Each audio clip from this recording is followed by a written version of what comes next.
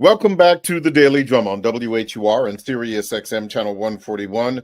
This is the Insight segment. I'm Harold Fisher. Job loss and tough economic times. Research shows during challenging financial periods, incidents of domestic abuse tend to rise, especially when unemployment rates are high. Domestic violence advocates are hoping that will not be the case this go-round, as thousands of federal government workers in the DMV are pushed into the unemployment line every day. Well, tonight, we'll talk with advocates and survivors and the experts on the front lines of this issue. My guests are Denise McCain. Dr. McCain is director of the Prince George's County Family Justice Center, and Christine Neely, a domestic violence survivor and vice president of the Prince George's County Family Justice Center Foundation. Ladies, thank you so much for joining this important conversation. Thank you, Harold. It's a pleasure to be with you. Sure thing. You know, this is a very difficult time, and I've actually given this a considerable amount of thought, even as it was beginning to happen, last month. A recent study has found that when the male partner has experienced multiple periods of unemployment, there were significantly higher domestic violence rates compared to those with consistent employment. Domestic violence cases in the county have increased by some 13% in 2024. And there were, sadly, more than 20 domestic violence-related homicides in Prince George's County just last year. Let me start with you, Denise, because I'm sure this is your wheelhouse. Even as this was beginning to happen, what were you hearing from the people that you serve? Well, quite naturally, Harold, socioeconomic factors are a clear indicator, or I should say they're high risk factors for the increased likelihood of domestic violence. And, unfortunately or sadly, the overwhelming majority of the population that we serve here at the Family Justice Center that happen to be survivors who have little to no income, which does contribute largely to their situations. They don't have the ability to self-sustain, gain independence from an abusive partner. So just the thought of there being less funding coming into agencies, as well as the potential for loss of employment, created a great deal of concern and worries that there would be an increase in domestic abuse. We have begun to see that. We are finding that there are more calls coming in now for help. And it's something that we have to look at very seriously as we move forward, just because we don't know where we're going to be in the next few months, given everything that's going on in the federal government. How do you know that some of the domestic violence incidents are directly related to financial stress, for example, that we have seen recently, as opposed to something else? Well, I mean, looking at this statistically, about 99% of all domestic violence cases involve some degree of financial hardship, financial abuse. It's one of the tools that abusers use to control their partners. Typically, if we're talking about just the financial component alone, what comes with that in any household, there's that increased stress level, the uncertainty, the tension, the anxiety, the depression, all of which I will be very careful to say are not causal factors. They're contributing factors that will lead to probably, as I said, increase the probability of abuse occurring. Typically, we're talking about situations where perhaps there's already, maybe if not economic abuse, perhaps emotional abuse, some other tactic is being used there. But when you add that financial component, the lack of income, lack of employment, it's going to make for a very stressful situation. And when people are under stress, they act out. They take their frustrations out on their partners, those who are closest to them, and you will then tend to see a higher rise in domestic abuse cases. What has been your experience with these kinds of situations, Christine, and even as things appear to get worse and worse over the next several weeks and even months? What are your thoughts about what is happening right now? So I think it's, I have a twofold perspective on it. I think looking at Sure. it as a survivor, my first concern is um, the I'm looking at it thinking my first thing was, oh my gosh, we're going to see an influx of cases coming in. We're going to have more survivors coming in, because I know firsthand as a survivor that when the money dries up in the household and there's already abuse in the household, the abuse can escalate and get worse.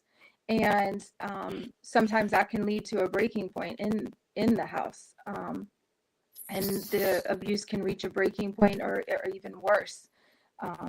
And the second point is looking at it from a foundation standpoint is funds are going to be needed. The increase in funds that are going to be needed to support all of the services for the amount of survivors that are coming forward and coming in. We at the foundation are going to need to do what we can to help support the Family Justice Center so they can support all of the survivors that are coming in. You know, Denise, one of the things that I did want to drill down on just a little bit, and I remember just thinking about my own personal experience regarding even brief unemployment. This was a long, long time ago when I was married, but I had a working spouse, and there were no, violence problems or abuse of any kind in my household. But I will say that even being unemployed with a working spouse and having some savings, that I remember the impact that that had on how I was feeling. Even for 3 or 4 months, it was extremely stressful and causing a tension in the household, because you have one person who's trying to support you, and you have me who is going through it. And so I guess my question is it possible? And I know you said it wasn't necessarily causal, but is it possible that that kind of financial pressure could actually lead to not abuse, but some really tense, even volatile times in the house? Yeah, absolutely. And I think, again, we're talking about, as I talk as a researcher, as an advocate, as a person who's done this work for years, is we have to also be mindful when we talk about domestic abuse, recognize that it's more than an isolated incident. And to me, it sounds like what you're referencing is it's circumstantial. It's something that's predicated on the current state of affairs. As you pointed out, you are no longer employed, and not to mention from the standpoint of a man who is looked on as the breadwinner, the head of the household. Even if you have a working spouse, men are typically seen as the providers. So that will have a psychological impact on a man as well. The ego is tarnished. You're not feeling as good about yourself. And when hurt people, So those are the things that I think in the scenario that you just presented are very common and very probable. And I could see that happening in any household. But when we talk about domestic abuse, we're talking about a pattern of behavior. We're talking about something that's more long-term, systemic, that's very intentional. It's used as a tool to control and manipulate. So if we talk about economic abuse or just economic hardships in and of themselves, this person who once had the power and the control is now a weaker party. And that will cause additional stress, which could and would lead to abuse. So the distinction between the scenario or analogy that you gave, I think would be common and typical in any household. Again, isolated incident, which certainly is not the same as domestic abuse, which again, as I said, it's a pattern, it's controlled, it's very intentional, and it's done specifically to manipulate and frighten, intimidate someone to keep them in that space. Mm-hmm. Christine, as we know, a lot of nonprofit organizations have seen a huge pullback in funding over the past month and a half. From the foundation's perspective, what are your concerns? Does the foundation get, federal funds? And if so, what are your concerns about that? And if not, will that still have an impact on some of the peripheral kind of support that the foundation gives? So I think you just touched the sore spot when it comes to funding right now with where everybody is given the climate and what is going on when it comes to federal funding. So we at the foundation are not direct recipients of federal funding at the moment. However, we are actively campaigning for all of the available grants that are out there that directly apply to us as a foundation that provide support to survivors of domestic violence, sexual assault, human trafficking, elder abuse. So we are out there knocking on the door of our Prince George's County Council people, trying to garner and get the grants from them that they are able to provide as our council people. We are also out there trying to get the Mary Kay domestic violence grant. We are also out there actively seeking all other local grants, big and small. We are not leaving any rock unturned. And we're out there searching for everything. Right now is the time that many corporations have their open, I'll call it open giving, where they have grants or sponsorships, and some are as small as $250. Some are as bigger to $1,000. But all of those add up when you start trying to stack them together, if we're lucky enough to receive them, and they all make a difference. Because the funding is in question, and it's looming right now as to what is going to come in to the Family Justice Center directly. And I can tell you that the foundation did have to pitch in when their funding was cut. So this is an important issue because we cannot let these women and children down that come in. We cannot not provide the services. This is a life or death issue, and it's a community issue. Mm-hmm. Yeah. And we are very fortunate to have a foundation. So many of my colleagues, particularly those of us who are government-led, don't have the ability to have a foundation that serves as a viable backup, if you will, to help fill that void when we have gaps. There are things that grants don't cover anyway. So we're able to rely on our funding source, the foundation, to cover and meet those needs. So from that standpoint, we're very fortunate in that regard. Mm-hmm. Thank you so much for that. I have so many more questions as we try to navigate this difficult time and the impact that it has on the people that are being served and supported.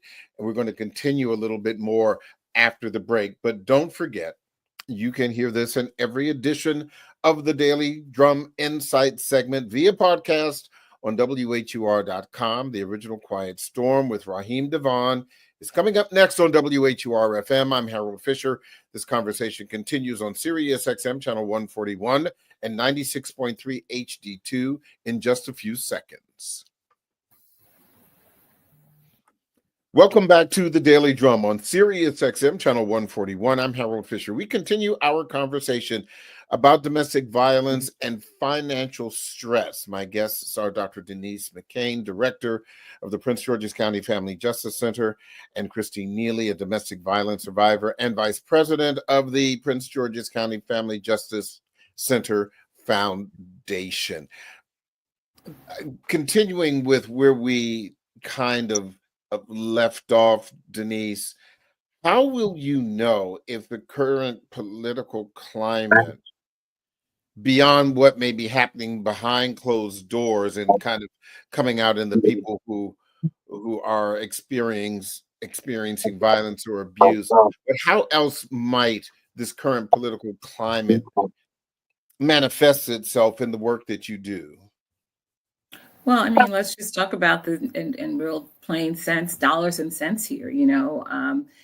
Most programs, government as well as nonprofits, receive some level of funding from the government, whether it be local, state, or federal.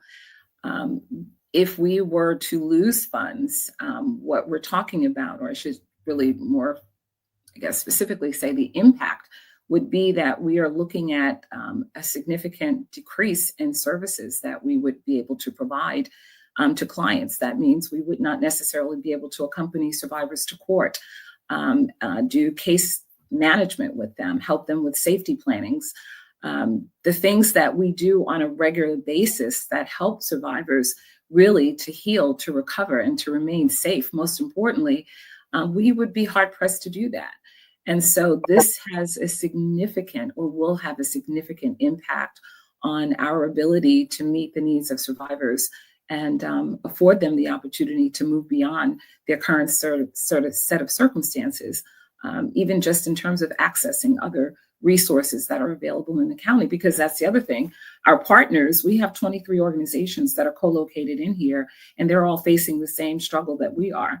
So if we are unable to meet the need because we have a decrease in staff, or programs are no longer available, where am I going to send them? Because these very same agencies that I would typically work with are looking at the same challenges that we are. So it's going to be universal, and it's going to be huge, really, very large. Christine, you did not start off working in this space. Obviously, you went through, they say, some stuff. And what role did financial stresses play in your story as a survivor? Was it a major issue or just a contributing factor, as Denise was talking about earlier? Tell the story briefly if you can. So for me, it was a contributing factor. I had retired on law enforcement disability. So I went from a significantly large paycheck and being the breadwinner in the relationship to relatively pennies. And there was already violence in the relationship. So when that occurred, it did contribute more to it, and it did make it escalate. I think I've spoken before on the show about the abuse that I did endure, and finally making the decision to leave when he pushed and threw our daughter off the couch in the basement. My daughter coming upstairs with bruised and red knees, asking and crying hysterically about daddy throwing her off the couch and why would he do that. And me going downstairs to try to find out what had happened, and him chasing me and getting me cornered against the door down there with his hands around my throat and his fist drawn back ready to hit me. And my mom standing at the top of the stairs saying, "I don't think so, because it'll be the last thing you do." And I mean, she literally saved me that night. And, going forward and leaving, finances were a huge thing. Even though I did have a disability pension, I did have some money coming in, I had 2 children to support and try to live off of, and an attorney to try to pay for, and divorce fees and everything else. And he fought me for 4 years, and I was sinking in debt and everything else.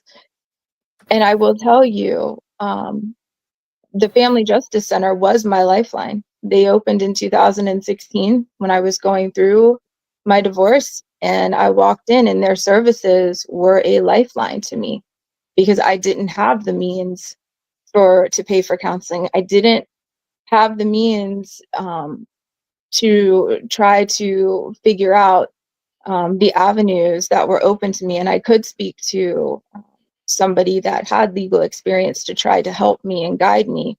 I did have a support group to try to help me heal through the process. And all of those services under one roof that were not costing me led me on my journey towards healing and led me on my journey to speaking out and telling my story and sharing my truth and becoming an advocate to help other women and children not have to go through what I did. But my children would not have had Christmas that first year if it had not been for the Family Justice Center. They had Christmas because of the Christmas that the Family Justice Center provided. Those are the things that they do. Back to the financial stress and pressure, Denise.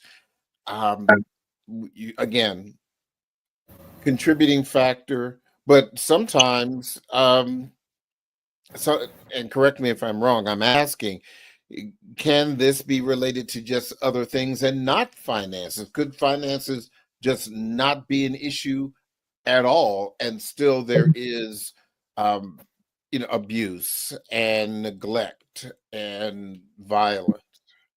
Oh, absolutely. As I mentioned before, financial abuse is just one of the ways in which the manipulation and the control manifests itself. We're dealing with emotional, sexual, physical, of course, the most obvious, but, it doesn't have to necessarily be related to financial or economic hardship at all. We know that even though many, if not statistically 99% of these cases have some degree of economic or financial abuse in there, but it does not have to be that at all. It could exist. You can have abuse without any financial problems. But I think the important thing to remember is that this is all about power and control. It's that power imbalance that one person has, and they use varying tools to maintain that power. And, the unfortunate thing is that, you said it before, the fact that, people are potentially losing their jobs, that means there's more stress. In addition to that, victims are now going to be subjected to more emotional hardship, emotional abuse. That's one of the things that we saw during the pandemic. And that's really what this is going to, I fear it's going to be like the pandemic when, survivors were shut in. They were trapped in their homes with their abusive partners. There weren't immediate access, especially to in-person resources. And they suffered in silence. When we opened our doors, the phones were off the hook, skyrocketing numbers. And the biggest demand was for mental health, the stress, the trauma, the anxiety that's associated with all of this. I'm sure we're going to be faced with that again. And sadly, we do not have enough mental health services to really address the need. The demand far exceeds our capacity, because I would say 2 out of 3 people that we see, they want and need trauma therapy, counseling, something to help them move beyond the state of where they are when they come in here, because this is not something that happens to you when you just let it go. Even if you are getting services, it takes a while. And I think Christine can speak to that. Mm-hmm. It takes years to move beyond a place where you're healthy, you're whole, and you feel that you've healed from the years of abuse and trauma. It takes a lot. And I think we're going to find ourselves in that space again, where survivors are going to come to us having endured this time period for however long it is. It goes on, rather, of having been under the pressure of economic hardship due to loss of income and in jobs. So it has many far-reaching implications beyond what I think the obvious are that people are perhaps not even thinking about. Christine? And Harold, if I could circle back around, I know I got just a smidge off topic there, but talking about financial hardships, one of the other things too is the threat that abusers use towards their victims, where they'll say things like, I make more money than you. You'll never survive without me. You can't leave, or I'll take the kids from you if there's children involved, because I make more money. The courts won't let you have the children. It's that threat of finances that they'll hold over their victim to try to keep the victim from leaving.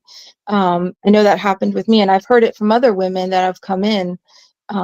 So it's the actual finances themselves, and then the threat of the financial threat too. So it's almost a two-pronged thing sometimes that these women have to endure, that they want to leave, but then it's the threat that the abuser is using on them. Like, well, you can't leave, you can't afford it. No court will ever let you leave. No court will ever let you have the children. You'll never see the children. So it's that double-edged threat. It's, again, power and control related to money. Where does that come from? And this is a little off topic also, but and both of you know me well enough to know we've had so many of these conversations that in a strange way, I'm always fascinated by this because, again, I don't have really any experience with these issues. And Denise has always said that was a blessing, for me and my family. And I'm glad, which is not to say that there weren't arguments and the like. But I've always just kind of wondered where that comes from and why, and help me, with my oversimplification of these things. I've just always wondered, well, why can't folks just leave folks alone? You know what I mean? But Denise, I know that's just overly simplified, but It is. It is. I mean, it's twofold. There are many reasons. The most obvious, what we see, and I understand, as a child who lived in a home where violence was occurring almost on a daily basis, and my father was very successful. He was the breadwinner. My mother didn't have any money, and she was subjected to horrific forms of abuse. But to more directly to your question, and I mentioned that because it's really learned behavior. That's one of the reasons why people get into, or let me just say, they handle their relationships that way because that's what they saw. They witnessed it in a household. I think one of the things I talk about, we have to be very careful even how we discipline our children, because we are actually modeling that behavior at a very, very young age. If you don't listen, if you don't behave, I'm going to punish you. I'm the person with the power. I control this environment. And children learn very early on that in order for me to get what I want, or to succeed in a relationship, to have the power dynamic, I'm going to be aggressive. I'm going to hit you. I'm going to do things that were done to me. So it's really learned behavior. Children witness the abuse at home. They live the verbal abuse, the physical abuse. The person with the power usually wins and is the one that isn't harmed. And that's what they identify with. There's also another line of thought or school of thought that, men, we're going to talk about it from genders. Men typically are perpetrators. Women are typically victims, which is certainly not to say that men are not victims of abuse, because they are. But men are largely the perpetrators. And surprisingly, they're generally very insecure. You don't think of that and you don't see that. But men who, inflict violence and harm upon women are generally very insecure. And by doing that, it makes them feel better about themselves. They feel like they're in control. They're more macho. They're more masculine. So there are lots of theories around it, but I find that those are the two most prominent. They either watched it, learned behavior, or they're so insecure themselves. The saying, I said it before, hurt people have to hurt other people in order to feel better about themselves. So there's several other reasons, but those are the two that I think are the most prominent. You do make a really excellent point. I think, anecdotally speaking, I remember years ago, I was speaking to a sister friend of mine who was employed, but the man she was dating, as my mother would say, didn't have a pot to piss in or a window to throw it out of. And he was emotionally and physically abusive. And the stories that she told me were, you two would know these kinds of stories, but for me as a layperson, this was a horror show of abuse, because he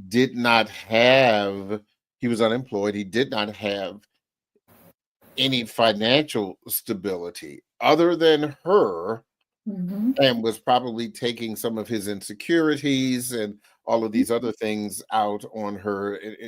In addition, there was alcohol abuse and the like. I don't even want to get into it because it just, for me, just thinking about it, it just gives me, the chills, thinking that such a kind person would go through, all of these terrible things. But when you talk about um, coping and and not even again abuse, and this is the more psychological piece of this, but we see that these dark clouds have been on the horizon, Denise, Mhm. and you see it coming, and you know that it is going to create tension in the house. And even if you are not afraid that your spouse or your partner is going to be abusive, but you know that this is going to change the temperature, the emotional temperature of the house, how do you prepare for something like that? Well, I don't know that you can really prepare per se, but what I would say and what we try to do here is first and foremost help survivors understand really what the dynamics of abuse look like and to prepare. They know better than anyone. Every situation is different. They know what a tipping point would be.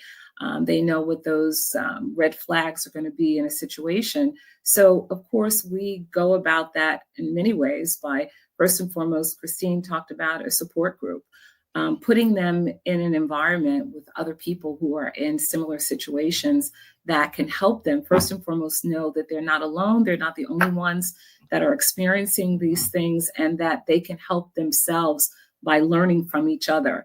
It's nothing like having like-minded people or people that have shared experiences to help you see and understand that I too can get beyond this. If this is what happened to them and I see where they are, or even just to learn more about how to handle these situations from people that are actually going through it. In addition to that, we also always, in fact, we do a depression screening here. It's a standard part of our intake process, whereby we ask a series of questions, and depending upon where that person scores, they are automatically referred to a counselor. And I think that is the key to help someone move beyond as well as survive and heal from an abusive situation. The benefit of therapy, having someone that they can talk to that can help them see what's in front of them. Because when you're in those situations, it's hard to really even take in or fully understand what you're going through, because victims make excuses. They take blame and responsibility for things that they shouldn't. So it's always helpful to have an outside trained therapist to help walk them through, and then just to prepare them, which comes back to the advocacy component. We give survivors safety plans. We make sure they're in touch with their case managers who can help them with varying needs. Overall, the more prepared you are to protect yourself and your children and to move beyond that situation, the better your chances are for surviving as well as moving on. Is the depression screening similar to what we are now seeing when you go and see your doctor and they ask you just a series of questions about rating, how are you feeling right now, how have you been feeling over the past week, have you been drinking more or less, are you sleeping, is it that kind of thing? Similar, but it's much more specific to being in an abusive relationship. Hmm. Things related to the dynamics, the power struggles in the relationship. How did that make you feel? Did you feel that you wanted to take your life? The suicide is real in that as well. So they're much more targeted to being in conflict, relational conflicts, so that, and the outcome, how does that make you feel? Because as I said before, I think survivors go through this. It becomes the norm for them. And they live their lives in these situations for whatever period of time, not realizing that they are depressed or they are experiencing anxiety. And more importantly, that they can do something about it. It doesn't have to be that way. They don't see an out. They've accepted it. It's the norm. And I'm going to do what I have to do to get through it. When in fact, staying in that situation could be lethal and could cost you your life. So the screening really gets to the heart of the abuse, where that person is mentally and emotionally. And like I said, if they score a number, and I don't even remember the scale because I don't do it, but if they score a certain number, they are automatically considered high risk, and they definitely need to be in the care of a therapist, someone that can help them. The last thing we would want is for someone to be here and to be in that state, and we didn't know it and we didn't address it. So again, we try to be very comprehensive in our approach, dealing with all aspects of where a person is in trauma and abuse, to give them the resources that they need to move on and to stay healthy, and most importantly, to remain safe. Christine, you said earlier that when the Family Justice Center opened in 2016, it opened at a time that was perfect for you when you were in crisis. Yeah. And Denise said earlier that it has taken time for you to heal from what you've shared with us. So here we are 9 years later. Mhm. When did you know that you had crossed over into the healthy space that you were seeking? What? I think I finally reached a healthier space. I think I'll always be on the journey.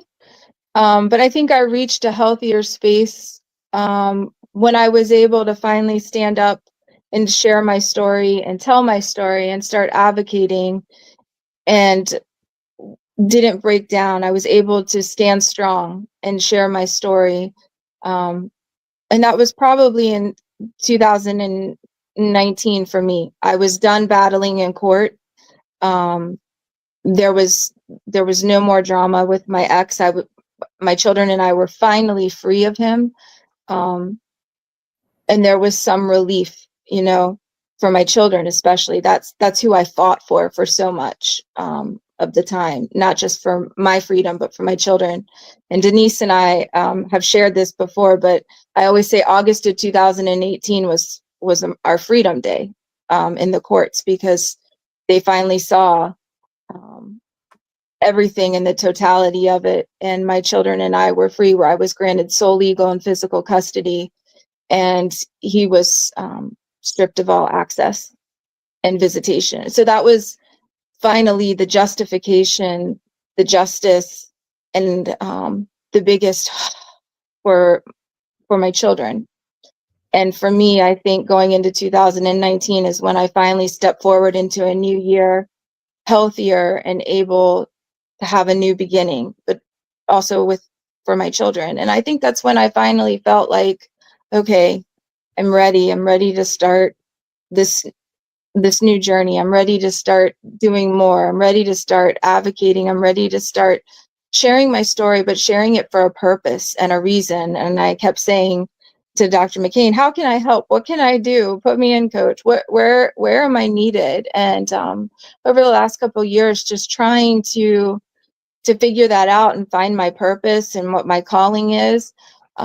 But I feel like I think I'm always still healing. There's always going to be certain triggers, things that will pop up along the way that will strike a nerve with me. That will be like, ooh, a memory or something that will happen, or I'll hear a story of a woman that might be injured, or a domestic violence survivor, that will bring me back. And it just reminds me there's so much more to do.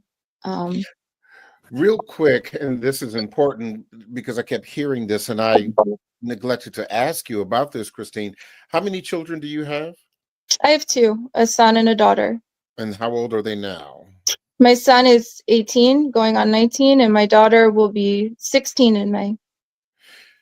They saw these things happening to you. Mm-hmm. How are they now, and what do you believe the impact of your experience slash their experience is on how they view this issue of domestic violence. When we first left in those first few years, it was extremely difficult, especially for my son. He struggled a lot, but I had support and help. And again, I go back to the Justice Center. They helped find a counseling program, and that's where we started. And he got him into therapy. I got my daughter into therapy. And in fact, they still touch base with their therapist and check in. And my children volunteer and give back. They've volunteered at many events with the Family Justice Center. The one thing that they will tell you is they never want another child to go through what they went through. And my son is away at college, but he volunteers with a social justice ministry, and he's mentoring a 4th grade little boy whose mother is a survivor of domestic violence. It's a special program. He shared his story, and they asked if he'd be interested, and he signed right up. And he's been mentoring him and meets with him once a week. So it's a cause that's near and dear to them. So they almost took it on as their own, I don't want to say crusade, but it's something that's near and dear to them, that they want to make a difference somehow, so no child feels what they felt.